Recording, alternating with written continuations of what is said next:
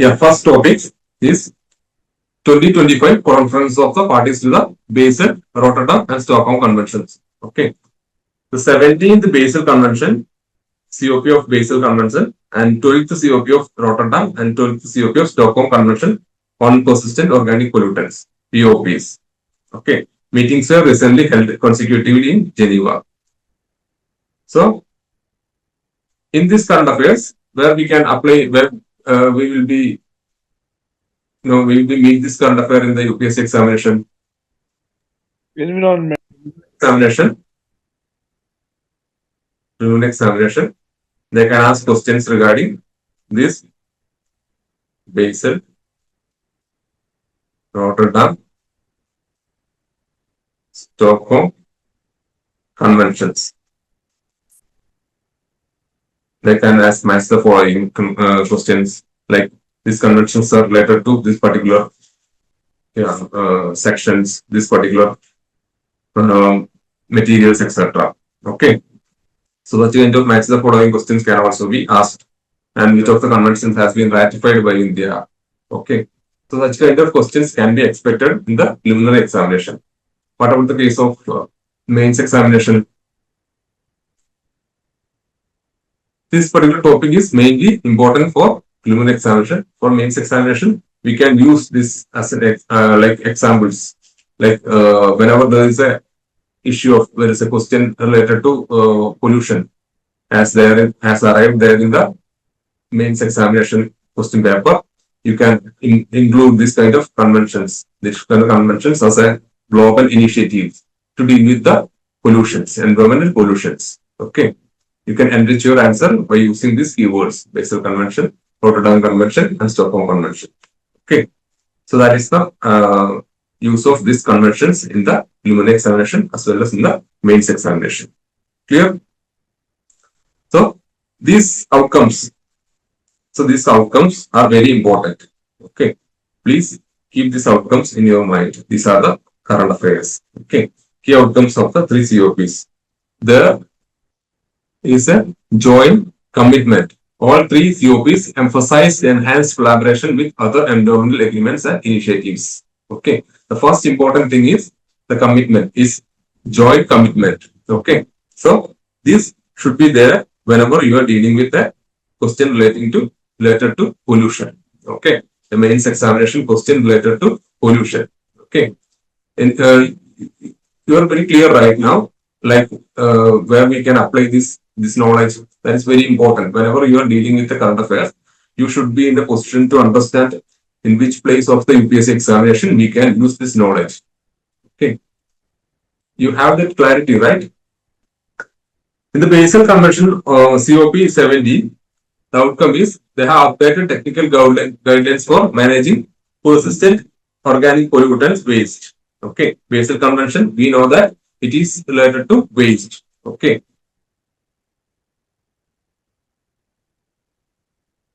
Kayanzi incident. You remember about that incident?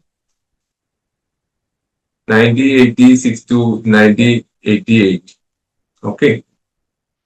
I have discussed that incident in our classroom session when we were discussing about these conventions. Okay. So please refer that session. Okay.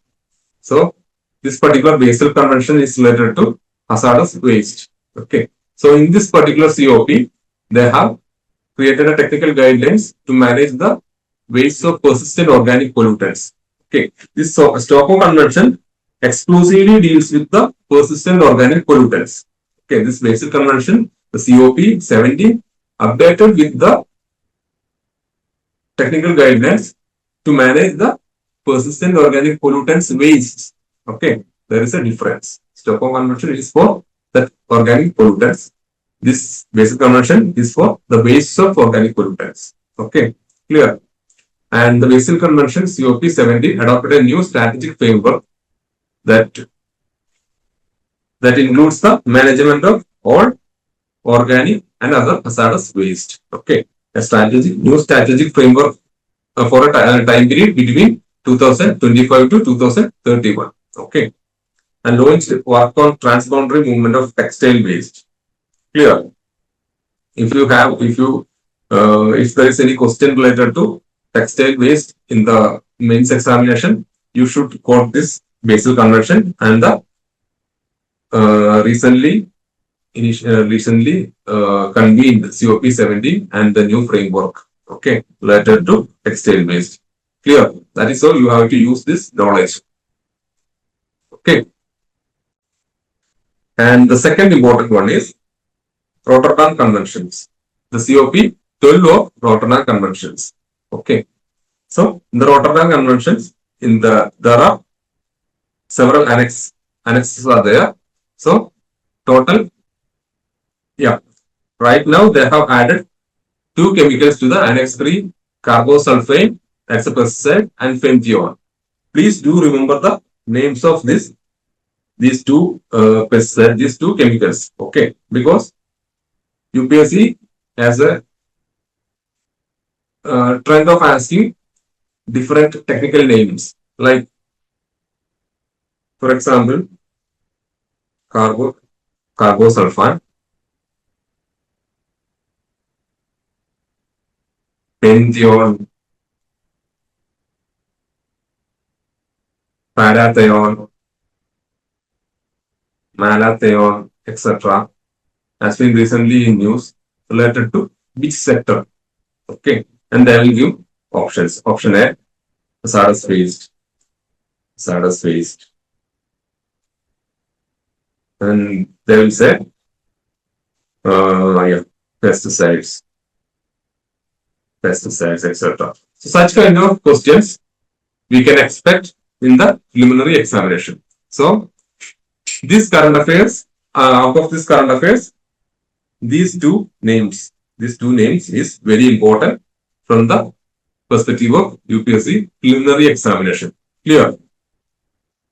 Okay. And then Stockholm Conventions, COP 12 of Stockholm Convention. Okay.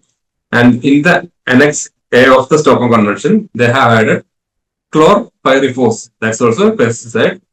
And next one is long chain perfluorocarboxylic acid. Long chain perfluorocarboxylic acid. Third one, medium chain chlorinated paraffins. Okay. So please do remember the names of these important chemicals. Okay. Chloropyrifos, carbosulfane, fenthion, etc. Clear?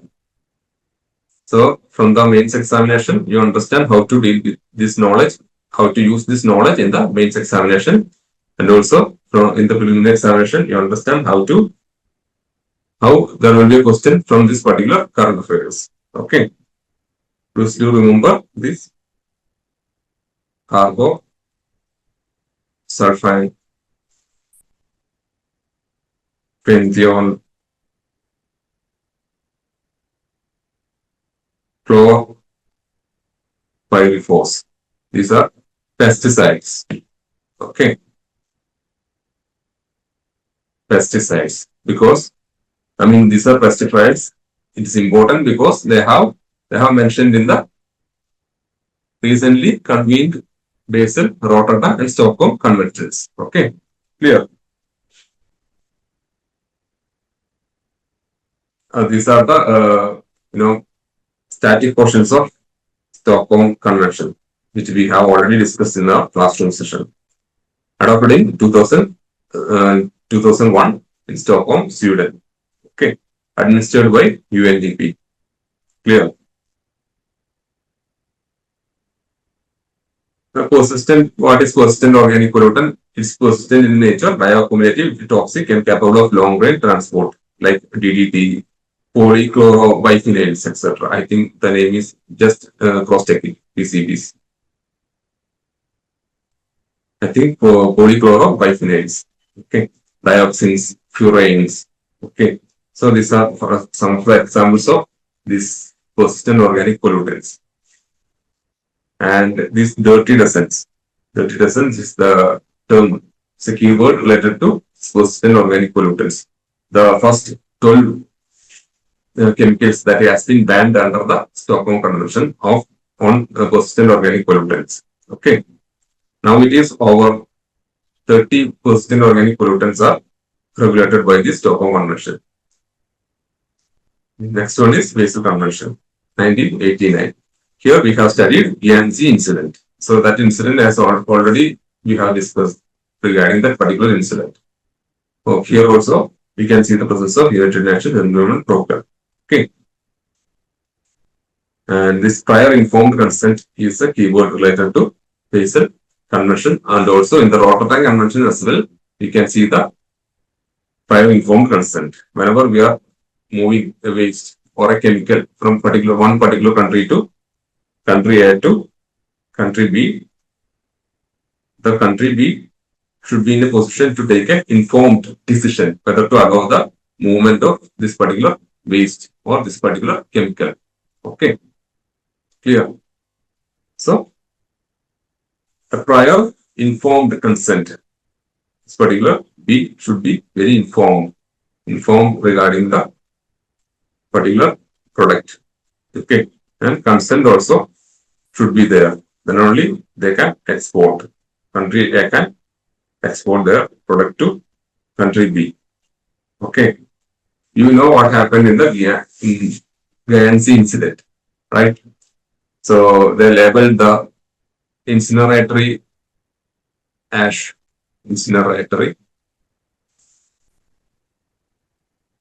waste product. Sorry? So the US actually wanted to like dispose of the 44,000 tons of ash in the Haiti country. Yes. Very good. Yes. Initially, this particular waste, they labeled it as topsoil fertilizer. Topsoil fertilizer. Yes. So such kind of issues should not repeat in the future. So that's why they have established the convention, Basel Convention. Okay. Prior informed consent. Okay. Next one is in 1998, Rotterdam Conventions. Okay. This is here also we can see the presence of UNEP. Here, FAO is there. Food and Agriculture Organization is also there. Okay. All these three conventions are legally binding. Legally binding on member countries. Okay, legally binding on member countries. Here,